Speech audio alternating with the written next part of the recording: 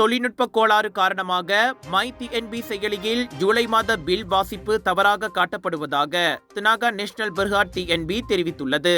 ஜூலை மாதத்திற்கான மின்சார பகிர்னீட்டு அளவீடு வரைபடத்தின் காட்சியை பாதித்த பிழையை டிஎன்பி வெளியிட்ட அறிக்கையில் சுட்டிக்காட்டியது.